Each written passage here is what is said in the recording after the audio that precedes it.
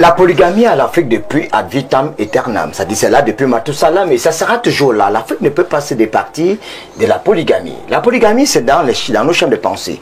Tout le monde est polygame. Moi, ça fait 12 ans que je suis marié officiellement. J'ai une seule femme. Je dois dire devant le monde entier que je suis malheureux. Pour mon équilibre personnel, il faudrait que j'ai 3-4 femmes, un peu comme mon papa, parce que je suis dans une famille, tout le monde est polygame, faut-il le rappeler. Mais vous pouvez faire la différence. Je ne pourrais pas faire la différence parce que ça sera un mauvais sort pour moi. Parce que être monogame, c'est être malheureux. C'est une histoire de sort. Quand tu es monogame, tu n'es pas marié. On ne peut pas parler de polygamie sans défier le mariage. J'espère que tous ceux qui sont ici sont mariés. Quand tu n'es pas marié, la peau ne peut pas parler dedans. Hein? Oui, il faut le savoir. Donc, la polygamie, il faut d'abord définir le mariage. Le mariage, c'est quoi? C'est une institution. Il ne faut pas regarder l'Afrique comme une zone où tous les hommes étaient polygames. Il y a toujours eu une stratification des hommes. Il y a les petits hommes qui n'ont même pas de femmes. Du tout. Puisque soit qu'ils ne fonctionnent pas, soit qu'ils ne peuvent pas ou qu'ils ne veulent pas. Maintenant, il y a les hommes moyens qui vivent normalement avec leur unique femme. Et dans cette Afrique-là, on trouvait que ces hommes-là étaient les femmes de leurs femmes. Parce qu'un homme qui a une seule femme est l'épouse de sa femme. Maintenant, il y avait quelques hommes qui étaient... Nous parlons ce matin de polygamie. La question que l'on se pose est celle de savoir est-ce que l'Afrique peut se départir de la polygamie dans un continent, si vous le voulez, n'est-ce pas, en pleine mutation sociale où les jeunes sont de plus en plus exposés, n'est-ce pas, au modèle de monogamie. Des questions peuvent se poser. Hein? L'Afrique peut-elle donc se départir de la polygamie? Est-ce que c'est souhaitable? Est-ce que c'est même réaliste? Parce que oui, beaucoup de femmes en font leur combat. Lutter contre la polygamie, mais est-ce que véritablement c'est réalisable? En tout cas, c'est le débat que nous ouvrons ce jour. Et nous, Bertrand Tuenkam qui est avec nous également ce matin. C'est vrai, de prime abord, on a une thématique. L'Afrique peut-elle se départir de la polygamie? Mais moi, j'aimerais savoir, est-ce que la polygamie, ça a toujours existé ou alors, voilà, cela, c'est une pratique qui est donc née d'un certain contexte précis, je sais pas, économique, démographique. D'où est née la polygamie? La polygamie à l'Afrique depuis ad vitam aeternam, ça dit c'est là depuis Mathusalem, mais ça sera toujours là. L'Afrique ne peut pas se départir de la polygamie. La polygamie, c'est dans nos champs de pensée. Tout le monde est polygame. Moi, ça fait 12 ans que je suis marié officiellement. J'ai une seule femme. Je dois dire devant le monde entier que je suis malheureux. Pour mon équilibre personnel, il faudrait que j'ai 3-4 femmes, un peu comme mon papa, parce que je suis dans une famille, tout le monde est polygame, faut-il le rappeler. Mais vous pouvez faire la différence. Je ne pourrais pas faire la différence parce que ça sera un mauvais sort pour moi. Parce que être monogame, c'est être malheureux. C'est une histoire de sort. Quand tu es monogame, tu n'es pas marié. On ne peut pas parler de polygamie sans défier le mariage. J'espère que tous ceux qui sont ici sont mariés. Quand tu n'es pas marié, la peau ne peut pas parler dedans. Hein? Oui, il faut le savoir. Donc, la polygamie, il faut d'abord définir le mariage. Le mariage, c'est quoi? C'est une institution. Le mariage est une institution, c'est un acte sacré qui unit deux familles. Ce n'est pas une affaire de deux individus, c'est une affaire de deux familles. Le mariage est un sacrement, ça fait partie des sacrements de service, comme ça se dit dans l'église catholique romaine. Le mariage est un pacte. Le mariage n'a rien à voir avec l'amour. L'amour, en Afrique, on ne se marie pas par amour. Il faut enlever ça dans vos chaînes de pensée. Le mariage est un pacte. Le mariage est mystique.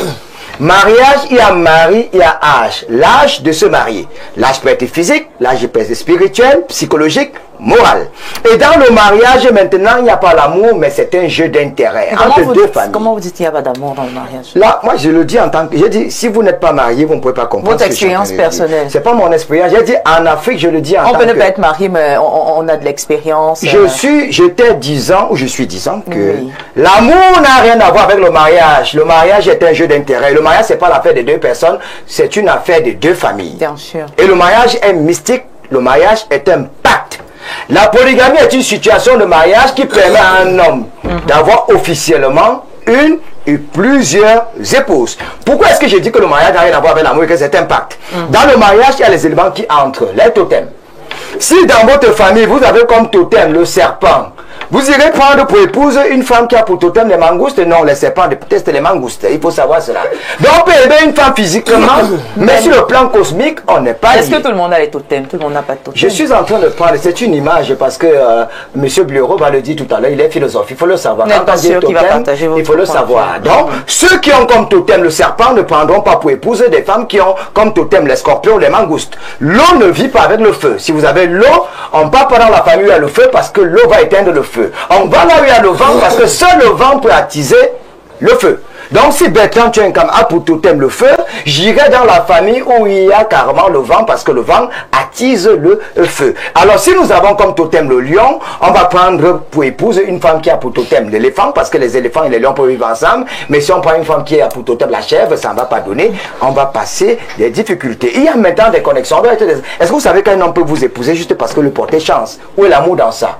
C'est une question d'intérêt. La première femme peut être le genre qui garde le totem de la famille. C'est-à-dire la première femme, c'est elle qui nourrit le lion de la famille. Vous allez voir certaines femmes ici avoir la crinière de la lionne. Elle n'a pas une autre coiffure que celle-là. Vous voyez que c'est de façon fortuite? Non. Il y a des femmes qu'on épouse pour garder la crinière de la lionne. C'est elle qui nourrit le lion de la famille. La deuxième femme, elle a par exemple pour gérer les souris de la famille, des souris qui partent espionner ce qu'on dit chez les voisins, etc. Il y a la femme pour le public. Chaque femme a un rôle social. On n'est pas polygame parce qu'on a beaucoup d'argent. On peut pas avoir beaucoup d'argent et une seule femme tu meurs. Donc la polygamie, c'est d'abord une histoire, c'est dans les gènes. Et tout homme est foncièrement polygame. Moi, ma première femme, elle est de l'ouest du Cameroun, la deuxième sera du centre, la troisième sera de l'extrême nord et la quatrième, ça sera du centre. C'est ça, ça va créer mon équilibre psychologique parce que pour le moment, ça fait 12 ans que je suis malheureux. Et il faut savoir que la polygamie, c'est un jeu d'intérêt.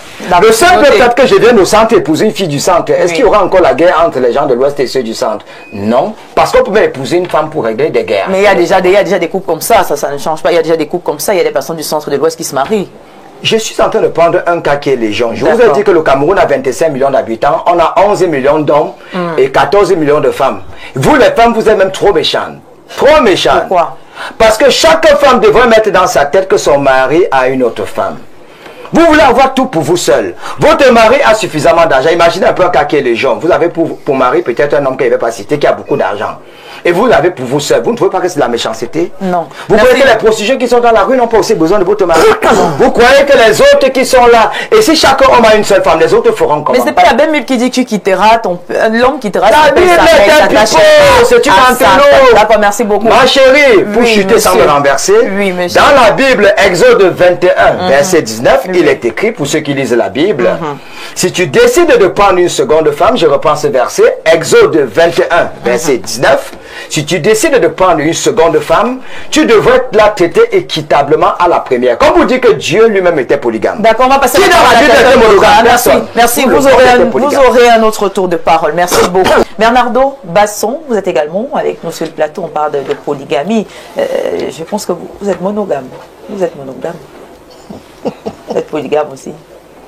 D'accord. Pourquoi vous répondez maintenant avec les gestes? Alors, quelle est votre position par rapport à la polygamie? En secouant la tête, j'exprime tout simplement la profondeur et la sincérité avec laquelle je m'exprime. Mais ce n'est pas pour des raisons fantasmagoriques ou pour des raisons essentiellement de forfanterie ou de vantardise. Vous savez, c'est intrinsèque, c'est profond. Je vais vous dire ce que moi je pense. Il est délicat d'uniformiser des cultures africaines. Il n'existe pas une seule culture, plusieurs cultures. Lorsqu'on parle de culture, il y a un faisceau d'éléments qui s'intègrent. Un mode vestimentaire, un mode alimentaire, une langue, une vision du monde, un régime matrimonial. Comme vous le savez, dans polygamie, il y a polygynie et polyandrie. Donc, il y a des cultures dans lesquelles les femmes prennent plusieurs hommes et d'autres dans lesquelles les hommes prennent plusieurs femmes. Mais au Cameroun, c'est la polygynie qui est davantage consacrée parce que la polyandrie, elle est exclue. Maintenant, en pratique, la constitution de l'être humain, au-delà du système d'incarnation, est majoritairement influencée par la femme. C'est-à-dire, lorsque l'homme décide d'avoir plusieurs épouses, ce n'est pas vraiment pour des besoins de sexe. Il faut d'abord noter que les cultures africaines profondes étaient rurales. Et comme M. Todt l'a dit, il fallait avoir plusieurs enfants pour exploiter les étendues de terre. Et avoir plusieurs enfants nous est facilement accessible par le fait d'avoir plusieurs épouses. L'idée n'est pas d'exploiter ces épouses ou de les chosifier. C'est de leur offrir des lignées afin qu'elles puissent entraîner les enfants de leur lignée à exploiter différemment les ressources. Il y a des femmes qui sont plus fertiles dans la main que d'autres.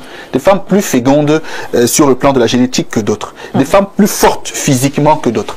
Et quand on sait que dans la transmission, c'est la femme qui donne le corps à l'enfant. Voilà pourquoi la femme, quand elle a accouché, son corps s'amoche, son corps s'affaiblit.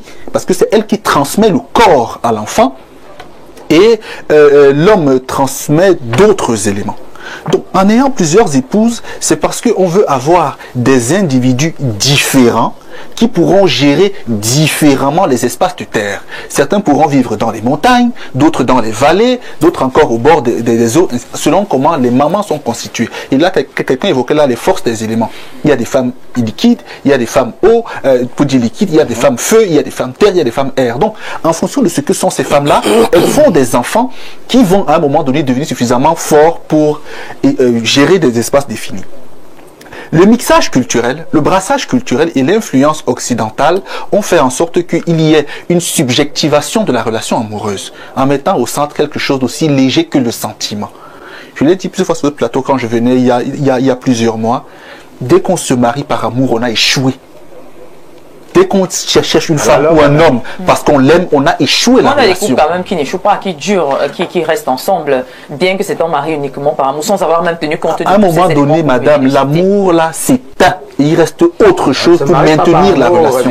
Ce n'était que l'amour qui restait ou l'amour qui les unissait. Cet amour-là, au moins, on n'aime pas de manière constante toute la vie. L'amour est fluctuant. Au moment où il baisse, qu'est-ce qui reste? Au moment où il est haut, d'accord, on est passionné. Donc ça, c'est le premier élément. Le second élément, c'est que dans les traditions mystiques africaines, on dit en toute chose imiter la nature. C'est-à-dire l'Africain n'est pas pédant, il n'est pas présomptueux. Il n'est pas cartésien qui dit que l'homme est maître et possesseur de la nature. Il considère que la nature l'a précédé, elle est plus intelligente que lui. Et comme le coq qui peut avoir plusieurs épouses pour étendre sa lignée, comme le lion qui peut avoir plusieurs lionnes pour étendre sa lignée, comme le bouc qui peut avoir plusieurs chèvres pour étendre sa lignée, comme les poissons qui peuvent se multiplier à foison, l'homme également pense qu'il faut étendre sa lignée parce que l'homme il est ensemenceur quand la femme elle est réceptacle. À partir de là, l'idée, c'est la question du sentiment qui fait naître le débat. C'est-à-dire, est-ce qu'on peut aimer plusieurs femmes ou pas? Dès qu'on évacue le sentiment, le problème ne se pose plus. C'est que la femme peut choisir également un homme en disant, si cet homme est grand de taille, je veux des enfants grands de taille. Elle le pointe, elle l'a. Je veux des enfants brillants. Elle prend Monsieur Tot, elle fait un enfant avec lui. Je veux un enfant fort physiquement, elle prend son souhait. Donc ça veut dire, ce n'est pas tant une affaire de sentiment, c'est une affaire d'objectif. Dans la constitution de la société. Moi, j'ai une compagne aujourd'hui, elle est originaire de la région du centre. Quand on discute, je lui dis, écoute, l'acte de mariage sera polygame. Sera polygamie. Maintenant, est-ce que je vais forcément prendre une deuxième femme? Tout dépendra de comment est-ce qu'on vivra. Heureusement, elle a un peu de maturité aujourd'hui et elle me dit, écoute, je pense que c'est pas le plus important. C'est-à-dire, le régime n'est pas le plus important. Les femmes ont un problème de bien. Elles n'ont pas un problème de polygynie ou de polygynie, un problème de bien. Ça veut dire que si l'homme a beaucoup de moyens, même si elle était au départ contre la polygynie, elle va finir par accepter. Donc, les hommes n'ont jamais, la polygamie ou polygynie n'a jamais été majoritaire. Hein. Même dans l'Afrique antique, elle n'était pas majoritaire. Mais il n'y a pas des pays africains qui ont quand même limité la polygamie? Il y en a, la Côte d'Ivoire, là même complètement rayée sur le plan légal. Mais quels sont les résultats quand on essaie de comparer? Est-ce que c'est pas mieux là-bas quand même? Quels sont les résultats? Ce que je peux vous dire, je n'ai pas d'études officielles, vous voyez, mais ce que je pense, c'est qu'aujourd'hui, la plupart des divorces, j'en ai eu à conduire quelques-uns, sont issus, sont dégagés des foyers monogamiques. Je vous assure, c'est-à-dire que la monogamie ne rassure en rien de la qualité du mariage. Un homme fidèle n'est pas forcément un bon mari. Un homme monogame n'est pas forcément un bon mari. Ça veut dire. C'est quoi le bon mari, Bernard? Plusieurs facteurs. L'intérêt qu'il accorde à sa ou ses compagnes, l'énergie qu'il met pour solidifier des relations. La qualité d'une relation n'est pas fonction d'un critère comme la fidélité. Hein. Il y a des hommes qui sont même infidèles, qui trompent leurs compagnes, mais qui sont responsables, qui sont soigneux, qui sont disponibles et veillent sur leurs enfants. Il y a des hommes monogames qui sont violents, qui sont jaloux de manière maladive, possessifs, et qui sont vraiment, comment dire, égoïstes. Et qui ne sont parfois pas bien équilibrés mentalement. Hein. Vous voyez. Un homme qui est vraiment déséquilibré mentalement, ça c'est un point également. Pour sortir, c'est un avis, il est subjectif. L'homme qui peut doit savoir, parce qu'il faut pouvoir pour être polygame, doit savoir que la monogamie, c'est un système d'esclavagisation de l'homme. Lorsque l'homme se marie en monogamie, il est l'esclave de son épouse, de ses enfants et de sa belle famille. Qu'en est-il de la femme? La femme n'est pas esclave parce que la femme qui est seule dans le foyer fait moins d'efforts. Elle sait que l'homme doit se battre pour lui faire plaisir à elle. Faire des efforts tous les la vie est un jeu d'intérêt, Madame Bessala. Les jeunes de 20 ans vous diront, est-ce qu'on se marie pour avoir des intérêts, pour gagner quelque chose dans la vie? Tout ce qu'on fait, Je vais vous... Monsieur Niemek, il est assis près de moi. Il y a 1 an, on venait à l'émission. On parlait de la sagesse. Vous savez qu'il m'enseigne beaucoup de choses. Oui. Il m'avait défini plusieurs fois la sagesse. Il m'avait dit, la sagesse peut être l'application de la morale à un haut niveau de rigueur. Il est assis. Il m'avait également dit, l'homme sage est celui qui, par moment, se demande avant d'agir quel est l'intérêt que j'ai à poser tel acte. Une fois qu'il a déterminé l'intérêt, il sait si l'acte lui est profitable ou pas, et etc. devient un homme sage. C'est ce que j'essaie de faire au quotidien. Donc aujourd'hui, je n'ai pas intérêt à me faire berner, à me faire utiliser ou à devenir esclave. Merci J'ai intérêt à être heureux. Merci Bernardo. Basson va également prendre le point de vue de Pierre Blériot-Niemek ce matin. D'abord, de prime abord, on a la thématique, est-ce que l'Afrique peut se départir de la polygamie selon vous? Oui, mais beaucoup de ceux qui m'ont précédé, ils ont dit des choses très intéressantes, surtout qu'ils ont précisé que la polygamie n'était pas le système majoritaire. Voilà. Dans l'Afrique. Il ne faut pas regarder l'Afrique comme une zone où tous les hommes étaient polygames. Il y a toujours eu une stratification des hommes. Il y a les petits hommes qui n'ont même pas de femmes. Du tout. Puisque soit qu'ils ne fonctionnent pas, soit qu'ils ne peuvent pas ou qu'ils ne veulent pas. Maintenant, il y a les hommes moyens qui vivent normalement avec leur unique femme. Et dans cette Afrique-là, on trouvait que ces hommes-là étaient les femmes de leurs femmes. Parce qu'un homme qui a une seule femme est l'épouse de sa femme. Maintenant, il y avait quelques hommes qui étaient donc des hommes. Enfin, il ne faut pas aller dès que j'ai vu des gens polygames. Non, non. J'ai vu un polygame, moi aussi je veux être polygame. je connais des femmes. Jean Bondo l'a dit, on est préparé. Non, je connais des hommes, des femmes qui ont demandé à leurs hommes, tu me peux, à leurs femmes, les femmes qui ont demandé à leur mari, tu me peux d'abord. Ah, les femmes qui ont demandé à leur mari. Tu me peux d'abord quand tu entends les gens parler. Je ne veux plus entendre ça. Ouais, polygame. Donc, il n'arrive pas à gérer une femme. Non, pas gérer. Elle dit, je suis ton mari. Moi, je suis ton mari. Toi, tu viens bavarder parce que tu entends les hommes parler dehors. Moi, je suis ton mari. C'est pour dire quoi, Pierre Blériot? Non, pour dire que dans la lutte des esprits, si votre esprit n'a pas pu dominer une femme ou dominer sur une femme, comment vous pouvez imaginer prendre une deuxième femme?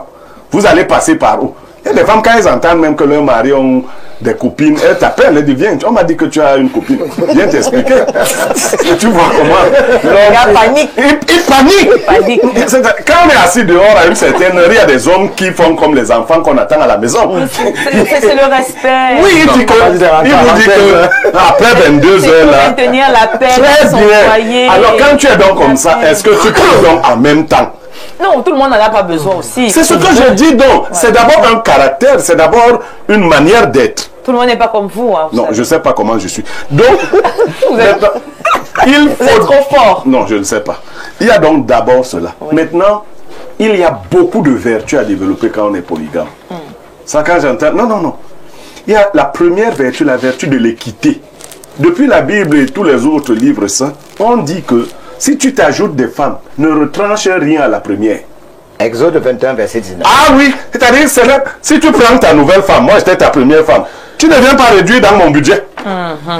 Non, c'est là où les problèmes commencent. C'est que tu as trouvé un nouveau budget pour celle-là. C'est pas que tu vas enlever dans ce que tu veux donner. Même l'islam dit la même chose. Cela oblige l'homme à travailler davantage pour gagner. Suffisamment. C'est-à-dire que tu pouvais dormir sur tes lauriers ayant une seule femme. Si tu veux acquérir une deuxième femme, tu rassures la première que non, tout ce que tu avais reste maintenu. Et je travaille maintenant. Et vous voyez comment on épousait les femmes. Il y a une histoire dans la Bible où un homme a épousé 2 sœurs. Mais pour épouser, il a choisi l'une des sœurs. Il a travaillé 7 ans pour le père de la fille. Mais on lui a donné celle qu'il ne voulait pas. Il ne s'est pas découragé, il s'est mis à nouveau au travail 7 autres années pour qu'on lui donne celle qu'il voulait. Donc ça incite l'homme au travail.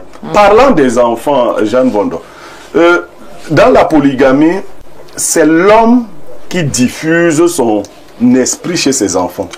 Vous n'avez, c'est pas vos femmes Comment ça, il diffuse son la femme de le corps. Pendant la conception, pendant l'éducation. D'abord dans la conception, ensuite dans l'éducation. Je vous ai encore parlé des principes de justice. Vous savez, si vous trichez, c'est pas, la polygamie n'est pas votre affaire. Parce que dès lors que vous commencez à montrer de l'amour pour un camp ou des enfants d'une femme par rapport aux enfants d'une autre femme, vous créez vous-même les germes de la division. Donc vous devez être capable à tout moment de vous rassurer que le principe d'équité est respecté, que les enfants sont mis au pied d'égalité, qu'ils apprennent à fusionner. Ça veut parler de l'Afrique de l'Ouest. Vous savez pourquoi on doit manger dans les mêmes assiettes quand on est enfant, on doit discuter le repas? C'est pour que ces liquides séminaux-là qui sortent de nos bouches, la salive et autres, soient partagés. C'est ça qui renforce l'amour. Ne croyez pas que parce que vous êtes nés du même ventre, vous vous aimez. D'ailleurs, les frères du même, on apprend à s'aimer. Il n'y a rien qui vous oblige à vous aimer parce que vous êtes frères. Non, on apprend à s'aimer. Vous apprenez aux enfants à souffrir les uns pour les autres, à partager. Et donc, c'est un travail. Le polygame est plus travailleur que le monogame. C'est comme les emplois, je vais chuter par là. Oui. Il y a des gens qui ne peuvent pas assumer un seul emploi. Mais il y en a qui travaillent à 3-4 endroits, n'est-ce pas? Bien sûr. C'est comme ça la polygamie. Et qui montrent leur présence à ces 4 endroits, qui ne montrent aucune faille. Si vous êtes fainéant et paresseux, tournez le dos à la polygamie. Ne pensez surtout pas que c'est une affaire de sexe. Là, c'est la tromperie. Aucun homme ne peut satisfaire si c'est pour des défis de sexe. Une seule femme. Je dis une seule. Si c'est pour le sexe, la femme peut te donner le sexe, tu fuis le sexe. Donc, si c'est pour le sexe, non, elle va te donner le sexe, on va te dire, tu as dit que tu voulais la nourriture. Voici la nourriture. Non, ce n'est pas ça. C'est tout autre chose. Voilà, merci beaucoup, Bernardo Basson. La femme est beaucoup moins juste que l'homme dans la plupart des cas. C'est pour cela que parfois quand vous trouvez des hommes qui ont leurs enfants, vous les combattez, mais quand l'homme prend vos enfants, lui il ne les combat pas. Bon, je suppose que c'est pas vous, moi. Non, quand je dis vous, c'est de manière générale. Mettons cela à côté. Dans la polygynie, la femme se donne plus de mal à construire et à produire. Elle ressent vraiment le besoin de fonder sa lignée et de travailler pour sa descendance. Dans la monogamie, la femme abandonne très souvent certaines charges à l'homme. Donc, pour que l'homme soit sûr que la femme se batte vraiment pour l'équilibre du foyer, il faut qu'elle soit assistée. Parce que dans la plupart des cas, elle rejette tout sur l'homme. Même si elle a acheté la bouteille de gaz, rembourse-moi. Elle a acheté une boîte d'allumettes, rembourse-moi. Or, dans la polygynie, la femme fait ses propres efforts. Elle va chercher son bois. Elle allume le feu pour ses enfants et elle se dit que je dois m'investir pour que l'équilibre s'installe. Donc, comme M. Yameka dit, il y a des valeurs précises en polygynie qu'il faut vraiment manifestement incarner. On a quand même l'impression, Bernardo Basson, qu'il y a un recul de la polygamie chez les jeunes générations. De plus en plus, d'ailleurs, quand vous écoutez les messages, les jeunes ne s'intéressent pas à la polygamie. C'est effectif. C'est parce qu'il y a 2 facteurs qui expliquent cela. La montée du capitalisme et le fait que la vie devienne de plus en plus difficile et que la polygamie ait un lien fort avec l'argent, le fait qu'il y ait beaucoup moins d'argent, beaucoup moins d'accès à l'argent crée un recul de la polygamie. Le second facteur, c'est l'influence occidentale, avec la subjectivation des fondements de la relation, mon homme à moi, ma femme à moi, le sentiment et autres. Ce n'est plus vraiment l'objectif de construction qu'on recherche, c'est la satisfaction d'un petit ego, d'un petit plaisir ou d'un sentiment qui naît et qui va mourir dans quelques années. Donc il y a juste une... Pour ne pas être insultant, il y a une méconnaissance de la valeur pluridimensionnelle du mariage, il y a une négligence de l'impact réel du mariage dans la vie de l'homme qui pousse ces jeunes à moins comprendre les choses. Sauf que beaucoup de ces jeunes-là, 10-15 ans plus tard, comprennent. J'ai un parent, je sors par là, qui m'a dit récemment, moi j'ai épousé une femme, mais si je devais le faire, je ne le referais pas. Comprenez ce qu'il veut dire par là. D'accord. Merci beaucoup. Dans ce cas précis, est-ce que la tradition devrait donc primer, selon vous, chère Jeanne Von? Bien sûr.